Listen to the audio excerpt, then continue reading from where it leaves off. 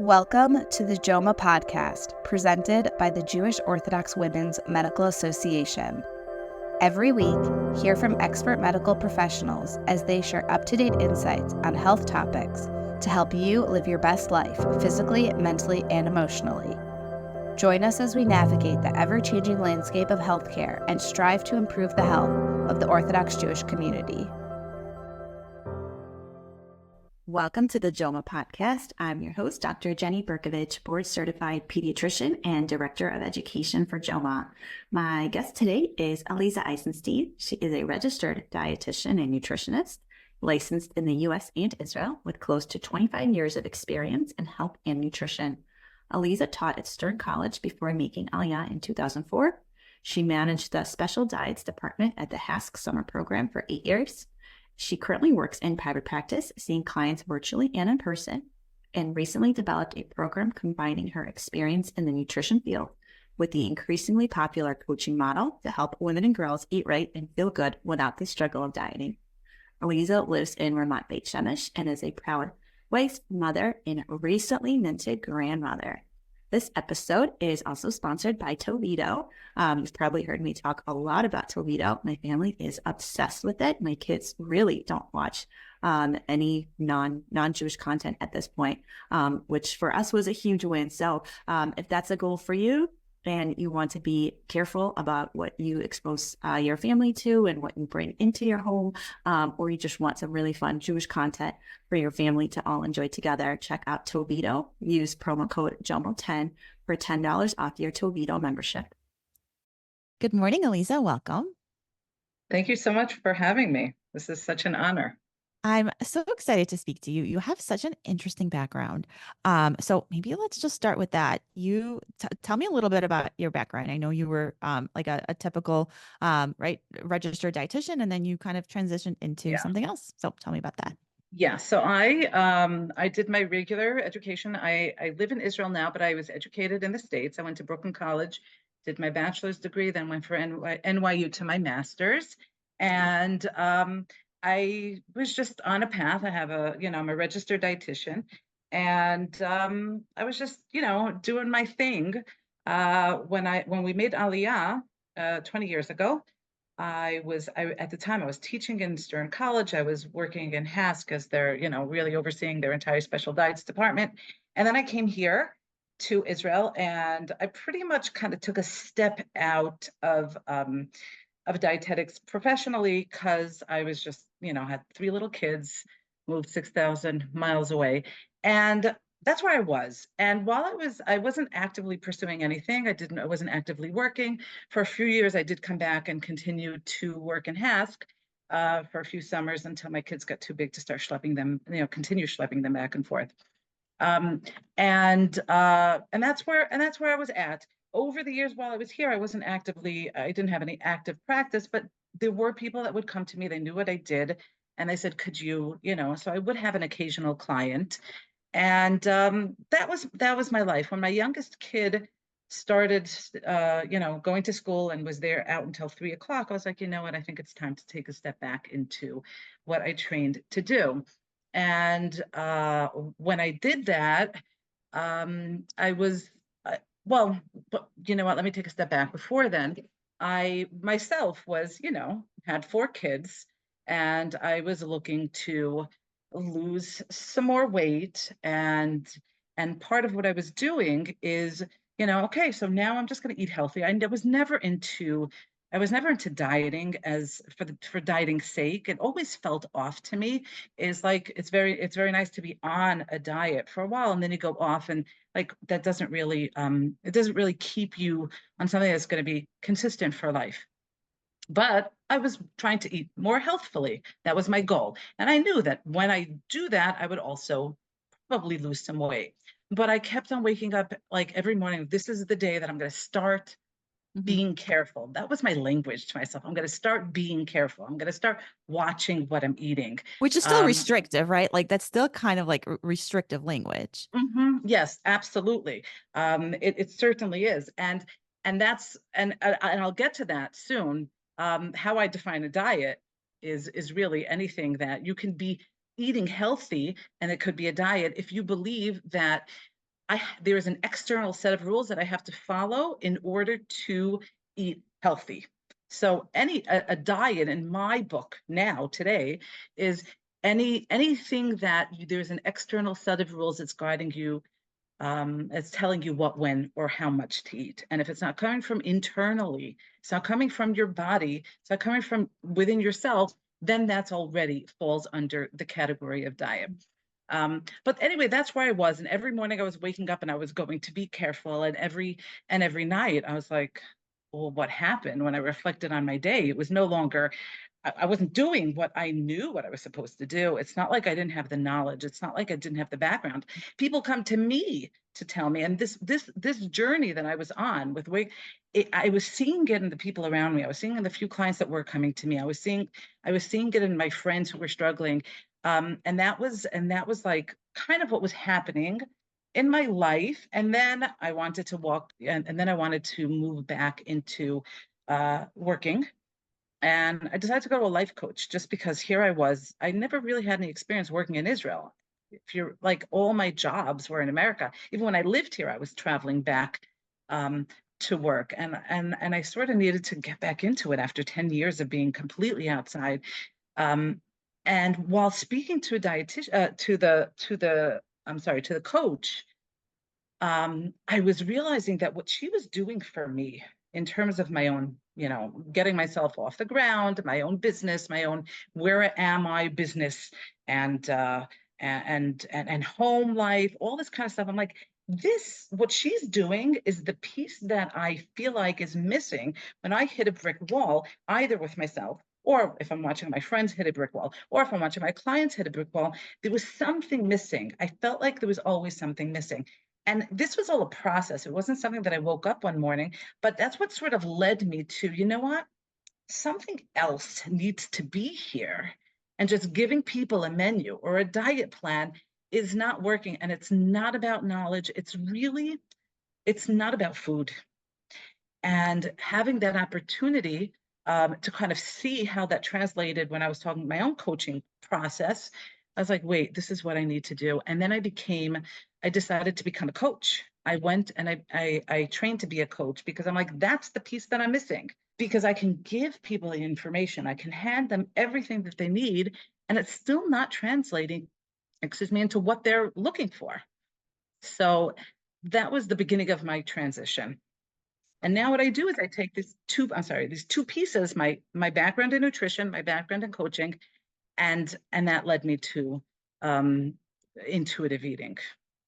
So I was going to say, first of all, that's fascinating and feels like very organic. And by the way, very relatable in terms of like, okay, I know what I need to do. I have the training for it. I know how I'm, quote, supposed to be eating. And then something happens, life happens, right? And then feeling, I don't know, guilt, shame, all the other yuckies inside of it, which that's not productive either. And then it's like kind of this cycle of not doing what you're, quote, supposed to be doing, feeling bad about it, feeling guilty, committing to doing it the next day, not doing it, and the cycle continues. I think when people hear intuitive eating, they think, oh, so do you just eat when you're hungry? Which obviously that's not it, right? It's more nuanced than that. So what are like some core principles of intuitive eating?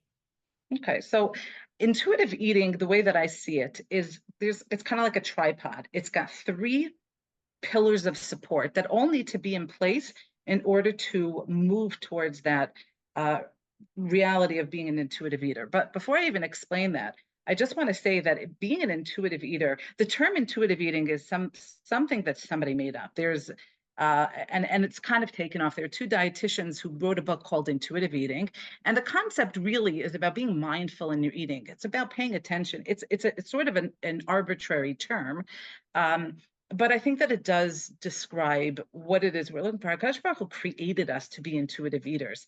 In other words, HaKadosh Baruch Hu created us with everything that we need in our bodies to know what, when, and how much to eat.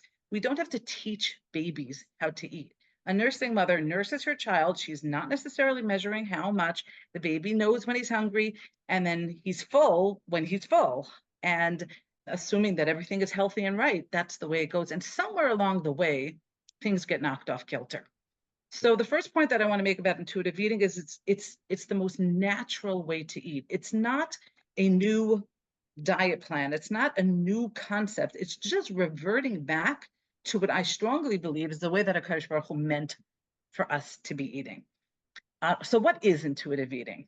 When I say that, what I mean is three pillars, okay? Number one is listening to our body to tell us what, when, and how much to eat. The first thing is paying attention. Our body's giving us a wealth of information with hunger and satiety cues, with the feedback of how does this food feel in my body. When I eat salad, it feels different than when I eat ice cream. When I eat salmon, it feels different than when I eat potato chips. So how the feedback that your body gives you after you've eaten is also something that we can get a wealth of information from. So the first thing is tune into your body before you eat, during your eating. How does the food taste while I'm eating? When we're hungry, food tastes really, really good. If you ever think about it, if you're really starving, right? And all you have is a bar of chocolate, you're going to go for the chocolate, and the chocolate tastes really, really good. By the time you finish the bar of chocolate, you're like, why did I just do that? Right? And what happened in the middle? So somewhere along the way, when your body no longer needs the calories that it needs, how it tastes to you is shifting. But most of the time, if we're not paying attention, toch kedei, while we're eating, then we're not going to catch when that shift is happening. And that shift is also a valuable piece of information that our body's giving us. It's like, you know what? It's not tasting as good anymore because I'm not hungry. I don't need it. So there's hunger, there's fullness. When is that shift from hunger to fullness? And how does the food feel in my body? That's pillar number one. That's listening to your body to know when, and how much to eat. The second piece is learning to cope with emotions without turning to food. I can know exactly, I'm hungry, I'm full, I know that this is good for me, but the moment that I feel some sort of emotion, all that goes out the window, right? Anybody who has any experience with a little bit of, the concept of diets and willpower, if I am not in a good place, when I'm feeling stressed, when I'm feeling anxiety, when I'm feeling whatever, and there's a million things, and life is like that. And we can't just hope that we're going to be able to bounce through life without feeling the stressors that are going to come up. So that's learning how to cope with your emotions without food being the answer. And the third piece is unconditional permission to eat. Now, this sounds very, very scary to people. First of all, that's I was following along and I was like, the first two, okay, that's like a lot of mindfulness. Okay, that's work. Yeah. The second one is like, oh my goodness, that's so much work. Food is like, right, it's such a crutch for stressors and for good feelings and for bad feelings, right? Everyone shows up like with ice cream, right, when something goes wrong. And so, okay, so we got to change that. And when you said the third one, I like about to fall off my chair, right? So that the third one feels very radical. Yeah. Okay. So let me tell you what it means and let me tell you what it doesn't mean. What it doesn't mean is I feel like eating XYZ and so I will. That's impulsive eating. That's not unconditional permission to eat. That means something comes up and I automatically eat it. What it does mean is I am allowed to eat anything. There are no foods that are restricted. It means everything, the default setting is I am allowed to have it. Whether I'm going to eat it or not will depend on so many other things. That will depend on if I'm hungry, what's available, what am I in the mood of eating, what will feel what will give me satisfaction at the moment. But what it does is the unconditional permission to eat is think of it as default setting is it's okay. There is nothing that is off limits. And what that does is sort of is takes the charge out of eating. In other words, emotionally speaking, not nutritionally, but emotionally speaking, there's no difference between a slice of apple pie and an apple.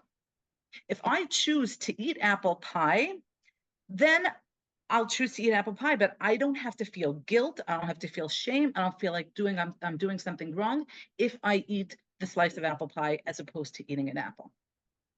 So it feels like each of the pillars, as I'm thinking about them, none of them have really anything to do with nutrition in the classic sense.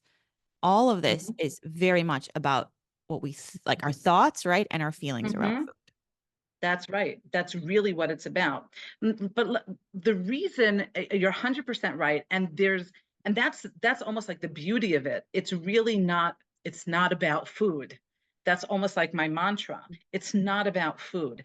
When we're making those quote unquote, and I say mistakes in quotes because who says they're mistakes. And it doesn't mean that there's no healthier and less healthy.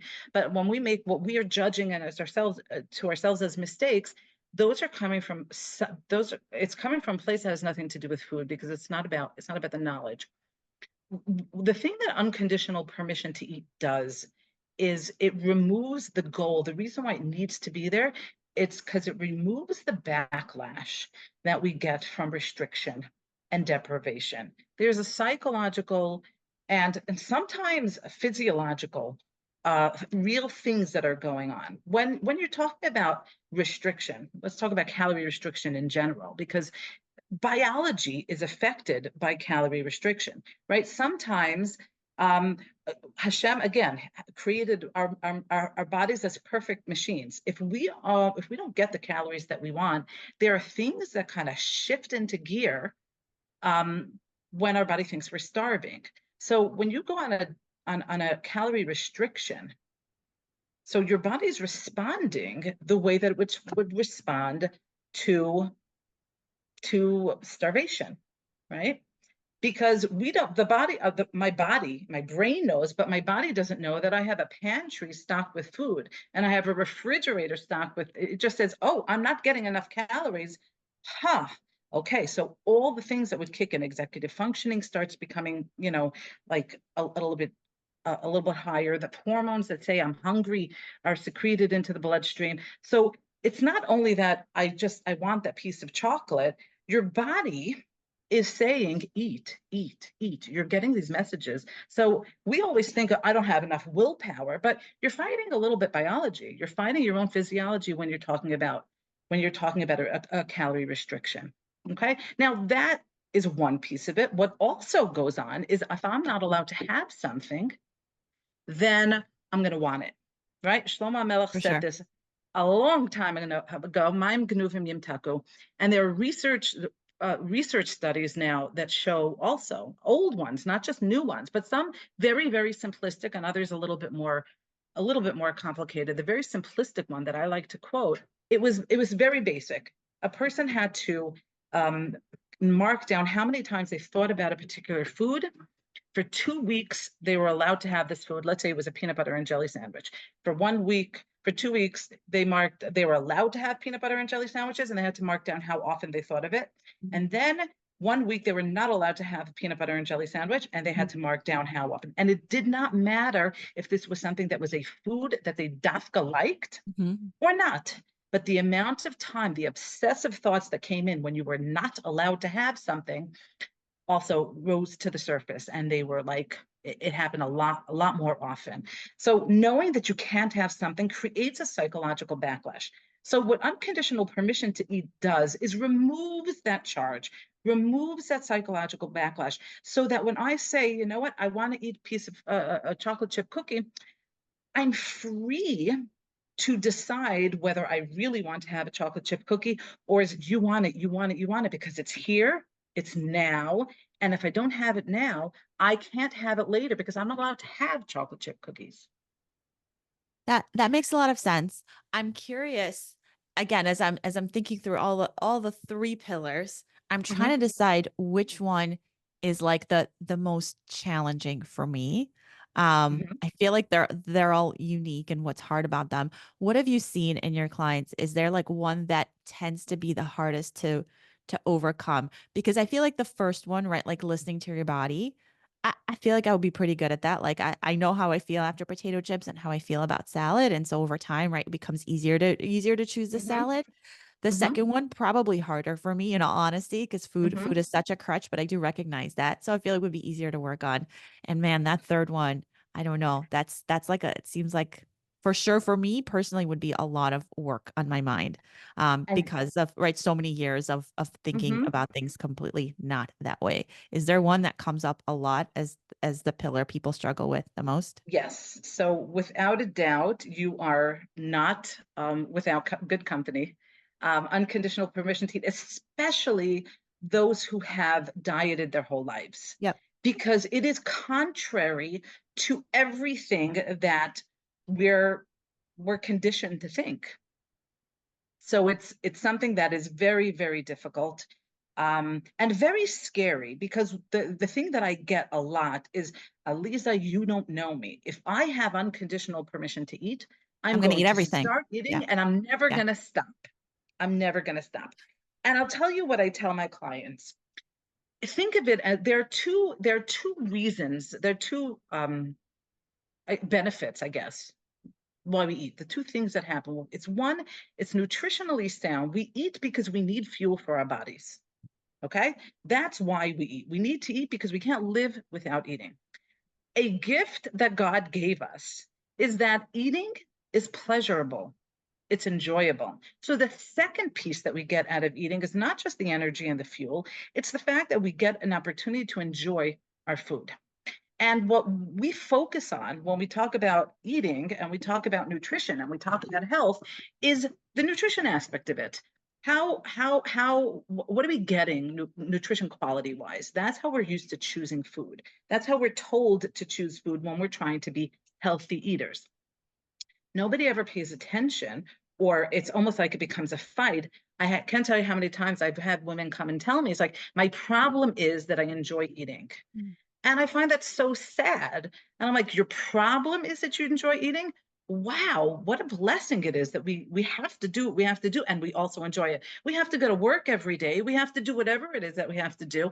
Now, it's a gift that we get to enjoy our food. So these are the two pieces that should be taken into account when you're choosing something to eat. Now, when a person is used to, for so long, ignoring one, it's like a seesaw. My whole life, I'm only thinking about the nutritional value. I'm only thinking about the health content. So that the moment that I'm given permission to eat what I like, it's very scary, and it will sometimes go in the other direction. Okay, where I'm only going to be focusing on choosing things that I like, because for so long I wasn't allowed to. So it is possible, and it does happen occasionally, that people will gain a little bit of weight when they start freeing themselves from the I'm not allowed to, from the I can'ts and I shouldn'ts. But if, again, and remember, we have three pillars, all of them have to be there. If we are just paying attention to what do I want to eat, what will feel good to me, what will taste good to me, and not paying attention to how does that feel in my body, then that's why you need all three. They hold each other. They're like checks and balances. But the moment that I give myself the permission to eat, and the permission to eat without guilt, in other words, I'm going to eat, you know what, I'm going to choose my apple pie and I'm going to enjoy every single minute of it, and then it feels good. And then while you're finishing it, as you're finishing it, you go back and say, you know what, it's not, I don't, I feel a little heavy. I enjoyed it, but I don't love the feeling that I have right now. I want to give you an example from my own life that sort of just bore this out. Every year, my husband he teaches in a yeshiva, and we would go to yeshiva for Simchas Torah. We'd spend in Yerushalayim, we'd go there, and we'd have our Simchas Torah. Now, Simchas Torah is a tough day because you're not really having meals, right? So you go and I'm sorry, candy's not a meal. Is that what you're telling me? A full day of candy is not a meal? No, well, certainly not for me, maybe for my kids. So you would have, and I would try to pace myself. I'd have something for kiddush, and then you'd sit down and have a proper meal at 2:30, right? 3 o'clock.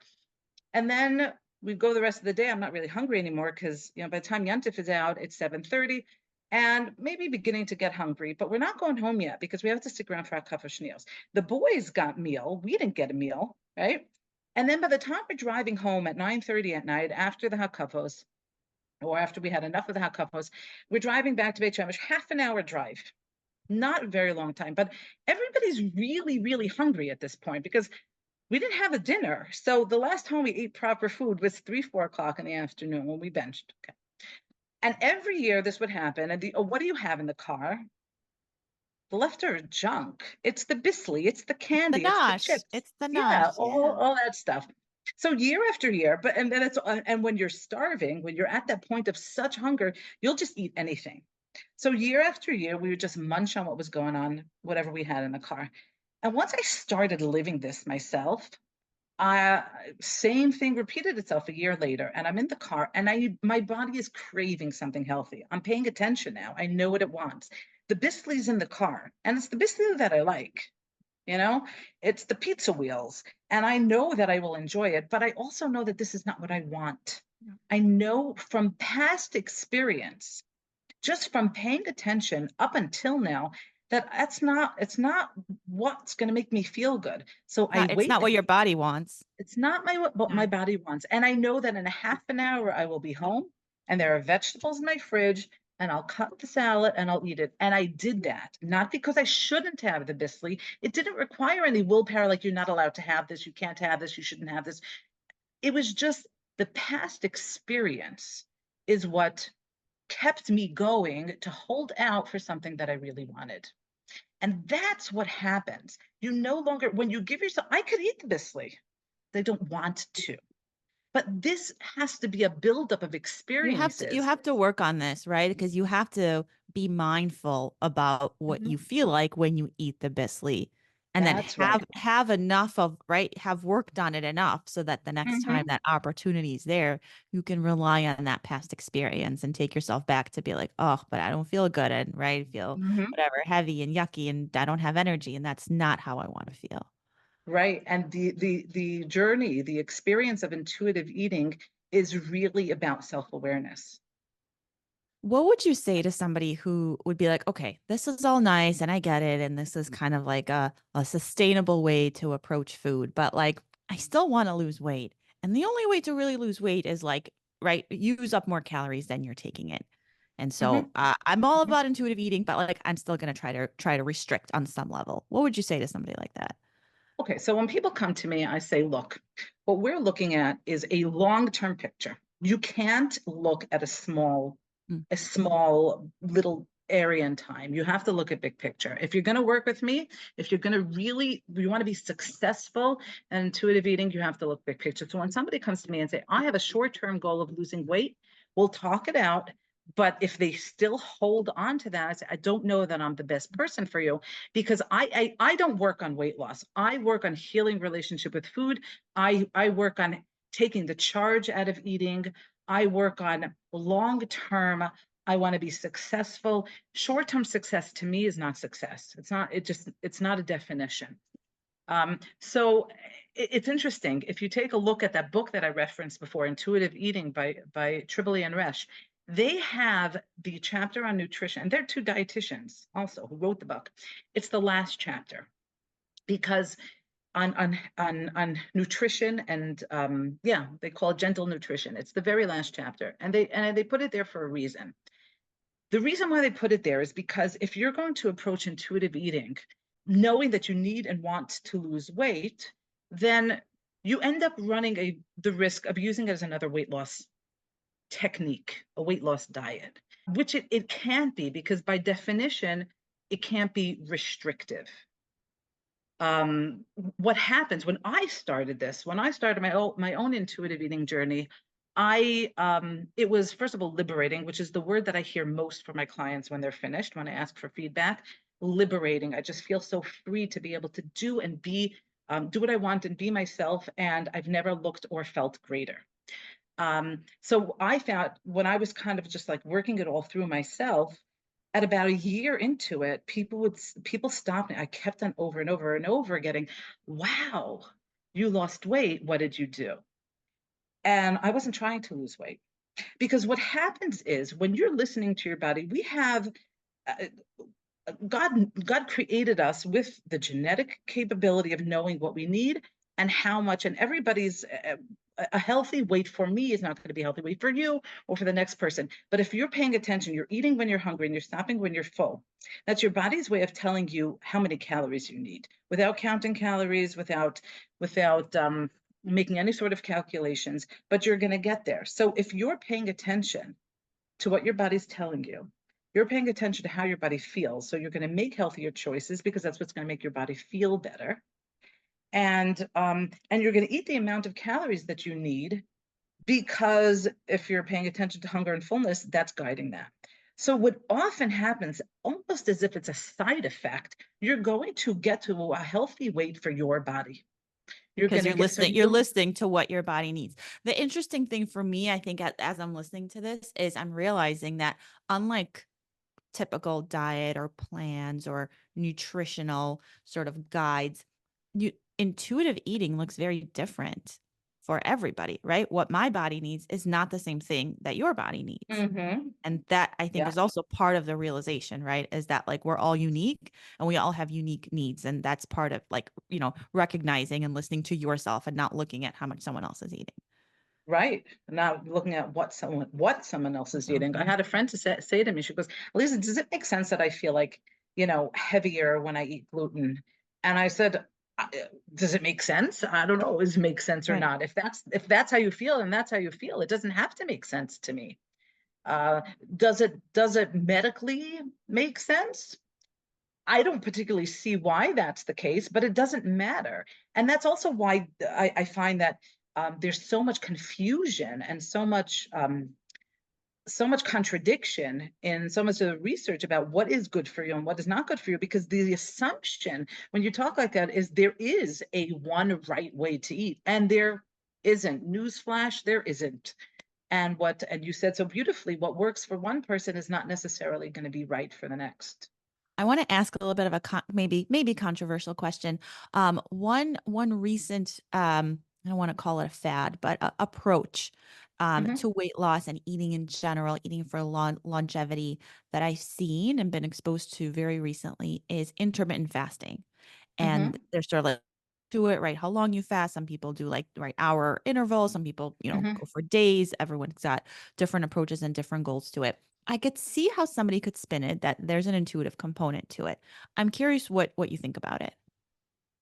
Look, I've heard people be very successful at it. And to the extent that it is intuitive, then I like it. And there are some people who are gonna. It's just like any other thing. There are people. I don't. I If you think that intermittent fasting it works for you, who am I to argue? But I want to see in the long term if that is actually working. And so there are people who swear by one thing and then sell it. This comes back to what we were Mhm. just Yeah. saying, that there's the right thing for everybody. If that works for you to help you guide your eating behaviors over the course of a day, then who am I to tell you that that won't work? But if it's because I am not allowed to, then come back to me in a little while. I'm almost certain we're going to be talking again. You know, It has to be I want to sustainable. start. Yeah, exactly. I want to circle back to the question about weight loss, because Mhm. I don't think that I answered it in completely.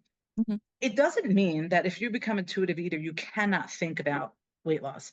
And how I would tell a client after going through really, really internalizing the principles and the messages and the skills and the tools to become intuitive eater, if someone's like, well, you know what, I still think that I'm eating too much. So the answer then becomes, okay, so let's go back to paying attention to your hunger and your fullness. And let's tweak it a little bit. How sensitive are you to your hunger, and how sensitive are you to your fullness? Because if you think you're eating too much, there's only one way that you can know that you're eating too much. Like I've had clients come back to me, oh, how was your week? Da, da, da, da, da, but I ate too much. And there's only one answer that I will accept from them. How do you know that you ate too much? Because after I finished eating, I felt gross.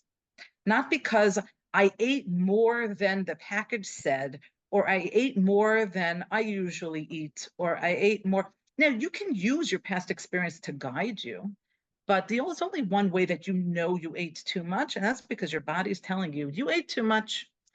You're not your mother, and not your sister, and not your friend, and not your scale, and not your doctor, but you. That's helpful to think about. And again, I feel like working on, right, like each of the pillars and Hmm. almost thinking of them as levers of like pulling one versus the other depending Hmm. on the scenario. Hmm. If someone's listening to this and this is like resonating with them, where's like a good place to kind of like start if they want to start exploring intuitive eating or thinking like this is something that they want to try Hmm. incorporating into? I don't want to say their nutrition, but almost into like their thought process. Cause we already established this is very much mental more than anything else. Right. Okay, so I think it's an excellent question. And the first thing that I tell people is self-awareness is the key to your success. Mindfulness, self-awareness, and really in two realms. There's two pieces of the mindfulness that you want to keep in mind. Number one is paying attention to what you feel while you're eating. In other words, when I take a bite, it's a weakness of mine that I always want to have a book when I'm eating. I'm pulled to that, especially if I'm alone. If I'm not alone, then I'll have conversation. But if I'm sitting down to a meal, there's nothing that gives me more like hana'a than eating something that I love and reading at the same time. Now, I struggle with that because that is counter to what it means to eat mindfully. But I do challenge myself to do it. And if I can't, then I at least am mindful about how much I put on my plate. And if I'm going to change something, like if I want to go for more, I have to put down the book and I have to concentrate and think and contemplate, and then I go back for more. So there's two. So number one is being mindful when you're eating. Okay. The second thing that is just as important and probably even more, it certainly covers more, is being mindful to your thoughts, your beliefs, your reactions around food. What am I thinking when I'm choosing? Is catching those judgments, catching those feelings of guilt, catching those feelings of shame, catching those shouldn'ts. I'm not allowed to, or what if someone sees me eating it, or I'm going out with friends and I'm going to order a salad because what would it look like? Noticing that what's going on in your mind around food. And that is a tremendous window into what's driving my food behaviors. So my first suggestion is where I always start with is just notice. Pay attention to what you're thinking, paying attention to what your concerns are, just noticing all that little chatter inside your head, slow it down and bring it to a level of consciousness. Even before you expect any change from yourself, don't demand, oh, I realize that I'm eating now, even though I'm not hungry. Wow, that's emotional eating. Maybe I should stop. Don't even worry about doing something different as a result of it. The starting point is always notice, learn. And it's as if like you are approaching this as a scientist and you're gathering data. Going back to the story about me eating on Simchas Torah, it was because of all that data that I accumulated that I didn't feel good. So making the mistakes is not a mistake. In this whole system, making a mistake is It's just just research. You're just researching. It's research, exactly. And that's where our third piece, intuitive eating, unconditional permission to eat, comes in, is that you can only be curious if you're not being judgmental. And if you're judging yourself as this is a problem, then that's no longer real permission to eat. I can only eat this while feeling guilty, so it's conditional, right? But it's just data gathering, and it's amazing at how much you can learn about yourself. And we want to move from a place, like you said earlier, that's organic, because we don't grow from places of limitations and deprivation and restriction. Those are not ways that we we really reach success. We don't grow from places like that. I want to just call something out that I obviously this is a process and it's not an easy Yes, process, but not I at all. also think it's a really healthy and balanced way to teach kids about relationships with food. And I'm just thinking, like, as a parent, and also I'm a general pediatrician, so I talk to people a lot about nutrition, and that's like a standard thing that we talk about at checkups and at all sorts of visits and questions that we field. And so even for toddlers, right, teaching them to stop when they're full and not necessarily like finish the plate, right, which is like a little bit counterintuitive. We're all obsessed with kids finishing what's on their plate, but I think maybe this is an opportunity to sort of reframe that and make intuitive eating part of just something that's normal. So that way, when we get to teenagehood and we get to adulthood and there's so much external pressure to eat a certain way and eat certain things and look a certain way, we don't have to do all this work to like unwind it, undo it. Yeah, I think that that's something that I actually quite feel very passionately about, because I get the women coming into my office in their 30s and their 40s and their 70s, like it goes, and there's already decades Yeah. of undoing so much shame and guilt and negativity and thinking poorly about themselves. And if we can kind of stop that spiral from happening in the first place, it's very, very difficult to do. And there's no simple way to do it. Yeah. But I do think I feel very, very strongly that when it comes to food, not to ever lecture children. Do it in a very, very natural way. Modeling is way, way, way more powerful than anything you can tell your children. Drama around food, by the way, is very real in right people who are raising kids, and it's stressful. And I always say doesn't work, right? You want no drama at dinner. That's something I always talk a lot about with my patients, which is really hard, especially when you're dealing with picky eaters, right? Or kids that you're worried about weight gain and all of that. Like it becomes very, very challenging. Right. It is, and it's a big deal with weight gain. Parents who are concerned about children gaining weight, Yeah. and it's something that I like to tell parents is just don't worry about it. In other words, anything that you can or say or do is probably going to make the situation worse. I've dealt with it on many, many different levels, and just um, again, shift your own behavior and shift your own attitude, because and I see this over and over again with moms who are so well meaning, and they're even often getting guidance from from the medical professionals that this is something that needs to be nipped in the bud. But if you're going to put this big thing at the foot of a 12-year-old or a 10-year-old, um, it's very, very weighty, and they don't have the capacity to carry it on their own. And I've seen doctors innocently, if you will, with just the right intentions, saying nobody can do this except you. And then I have this girl later on in life who's like, every time there's a problem medically in my life, I feel like it's my fault. Yeah. And It's a problem. We recognize it, we meaning the medical community, and there's been a big movement recently to try and educate ourselves and educate our patients about even the words that we use and how we talk about weight, and not necessarily focusing on a number on the scale or a number in the growth chart. And it's about building good habits and just a positive relationship with food.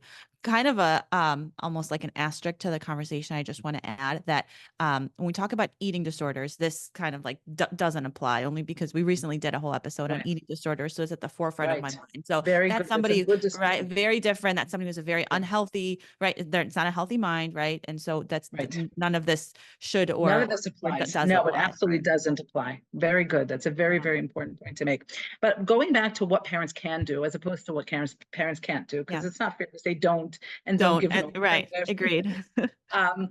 What you can do is offer healthy foods. In other words, some of the tricks, now that my kids are grown, I can probably say it out loud, is when they would come home from school, I would just have vegetables or fruit cut up on the table.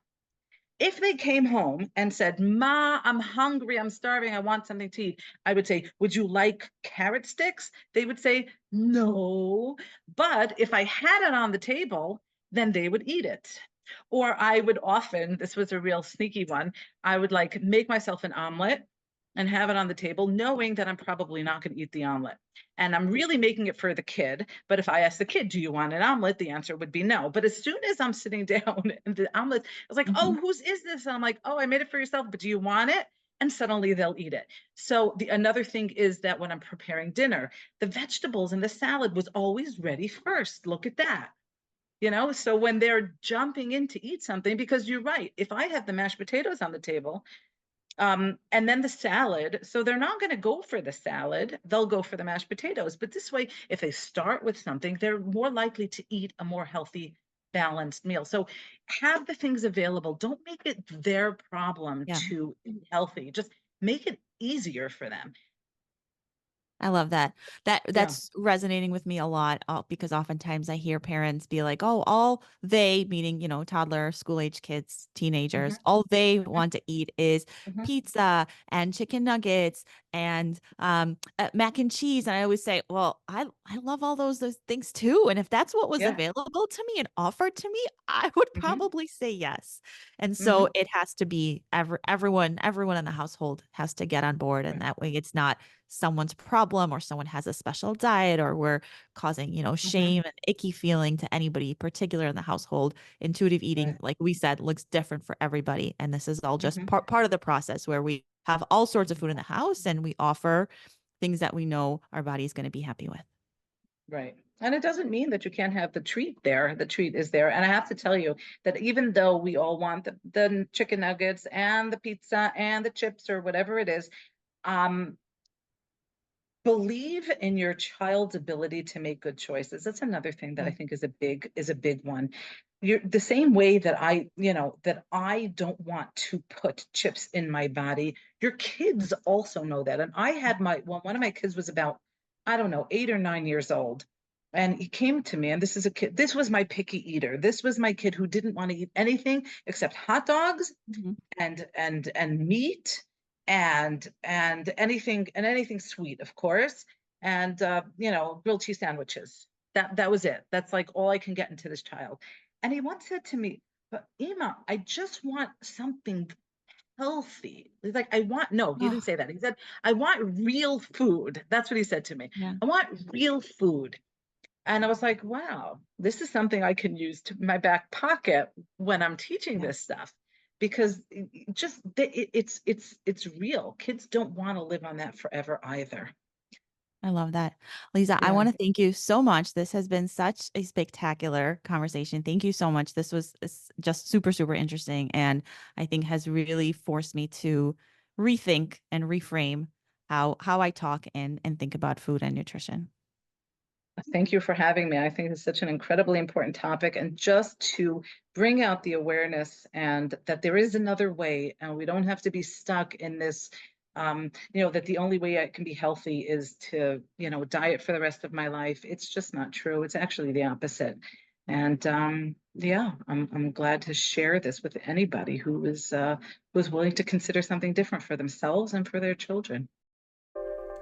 Thank you for listening to the JOMA podcast. We welcome your feedback and ideas for future episodes. Send us an email at health@joma.org. Don't forget to subscribe, rate, and review us on your favorite podcast platform.